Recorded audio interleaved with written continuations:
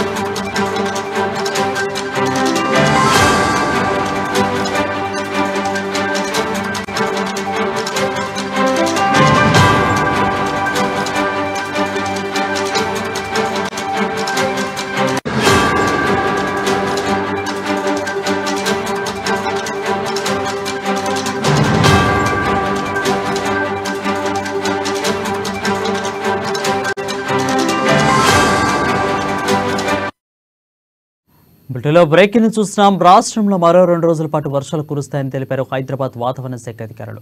కొన్ని జిల్లాలకు రెయిన్ అలర్ట్ను కూడా ప్రకటించారు. ఇక 50-60 కిలోమీటర్ల వేగంతో గాలులు వీస్తాయని, ఉరుములు మెరుపులతో కూడిన వర్షాలు పడతాయని, దీంతో ప్రజలు తీవ్ర అప్రమత్తంగా ఉండాలని హైదరాబాద్ వాతావరణ శాఖ అలర్ట్ను జారీ చేసింది. దీనిపై మరింత సమాచారం మా ఇన్పుట్ ఎడిటర్ శ్రీనివాస్ అందిస్తారు. శ్రీనివాస్, చెప్పండి. గత 2 రోజులుగా చూస్తున్నాము. రాష్ట్రంలో కావచ్చు, హైదరాబాద్ నగరంలో కావచ్చు, వాతావరణం కాస్త చల్లబడింది. ఎందుకంటే గత వారం రోజుల నుంచి కూడా రాష్ట్రంలో ఉష్ణోగ్రతలు చాలా తీవ్ర స్థాయిలో ఉన్నాయంటే గతంలో ఎప్పుడు కూడా ఎక్స్పీరియన్స్ కాలేనంత ఉష్ణోగ్రతలు అయితే ఈ ఏప్రిల్ నెలలో నమోదు కావడం జరిగింది. ఈ నేపథ్యంలో ప్రజలందరూ కూడా ఉక్కిరిబిక్కిరి అయ్యారు. అటు కూలర్లకు, అటు చేద తీరేందుకు కూడా వాళ్ళు కింద మీద అయ్యారని చెప్పొచ్చు. అయితే ఇప్పుడు ప్రస్తుతం గత 2 రోజుల నుంచి కూడా రాష్ట్రంలో వాతావరణం ఒక్కసారిగా మార్పు చెందింది.